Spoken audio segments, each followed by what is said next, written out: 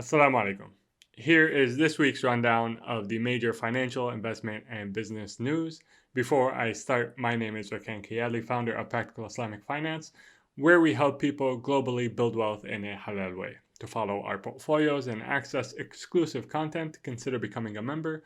Link to do so is in the description of this video, and without further ado, let's get started. The first headline from the past week, which I'd like to talk about, is the market basically shrugging off Putin's invasion. The day Putin started his invasion of Ukraine, the markets tanked, then quickly recovered when investors figured out that these sanctions, while detrimental to Russian interests, made a point to leave the Russian energy sector largely untouched. Since investors understand that other than energy prices, there's very little downside impact to cutting Russia off financially from the rest of the world, the markets rebounded. This strong rebound follows weeks of downward market movement in anticipation of Russia's invasion. Typically, when fear grips the markets in anticipation of an event like this, it tends to turn out not as bad as was feared. That is, the journey to the event often proves a lot more painful on the markets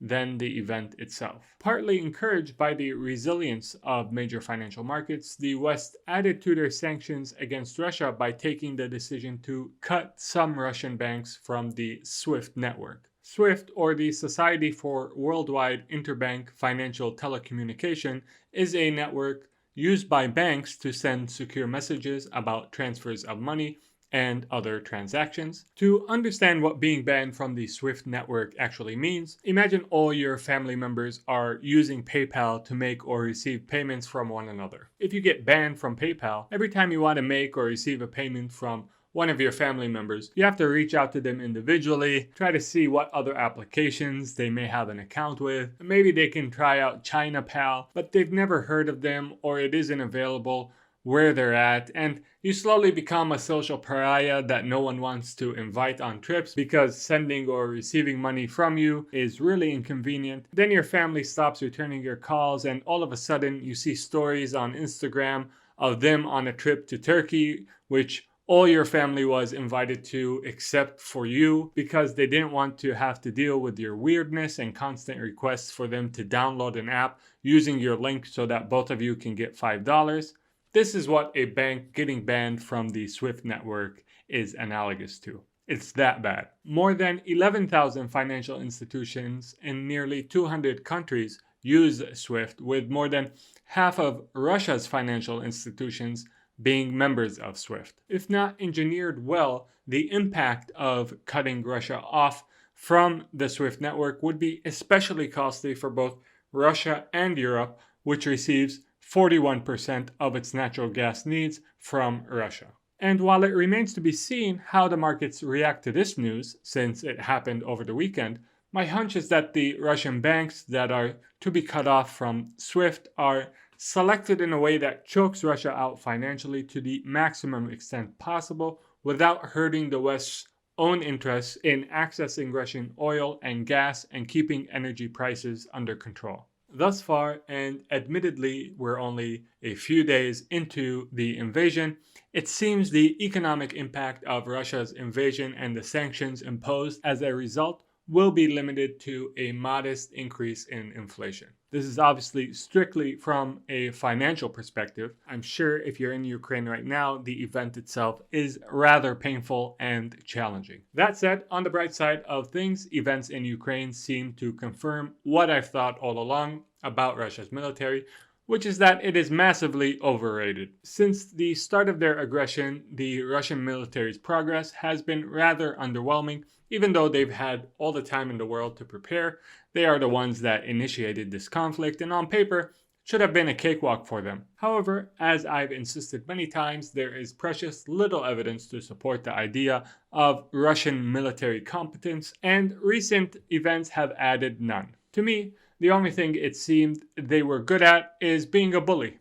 However, Putin forgot the first rule of being a bully, which is to never actually get in a fight and expose how weak you actually are. After its loss in Ukraine, which I think is inevitable at this point, regardless of how long it takes or the extent of the human suffering Putin's military causes the Ukrainian population, Russia's ability to intimidate will be dramatically impaired, which is fundamentally a good thing for humanity in general and the Muslim populations in Russia's orbit in particular. The second topic from this week's rundown is the one that got the most likes from our community when I asked which topics they'd like me to address, and this topic is gold a good buy at this point? While the rest of asset prices were falling, gold was up about 6% in the last 30 days, reaching close to $2,000 per ounce at its high. This is consistent with what we know about gold being a risk-off asset that people flee to with their finances whenever panic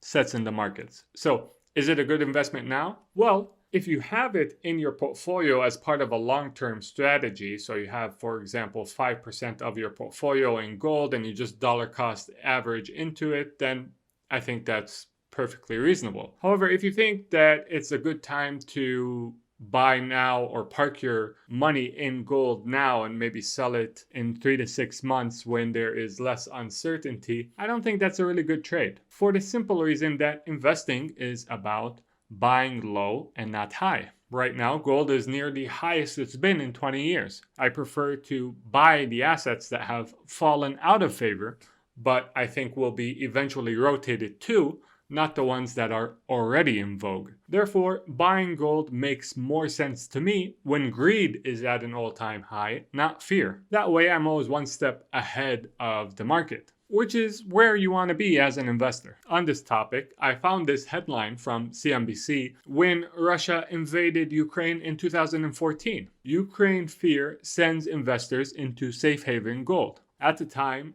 gold touched $1,350 per ounce for the first time since October of 2013. Now, what did investors doing the fleeing to gold at that time get for their troubles? Well, in 6 months, the price of gold was around $1,100 per ounce, or a loss of about 15%. Does this mean it's going to play out the same way this time around? Of course not. The Crimea takeover was basically without any fighting. This time around, the situation is much more serious.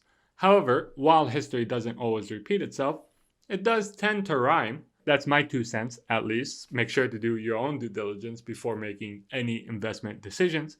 I hope you enjoyed this episode of looking back on the week's headlines. Don't forget to become a member to follow my investments. Leave a like and subscribe if you enjoyed this video. And until next time, make sure to take care of yourself. Assalamu alaikum and peace be upon you all.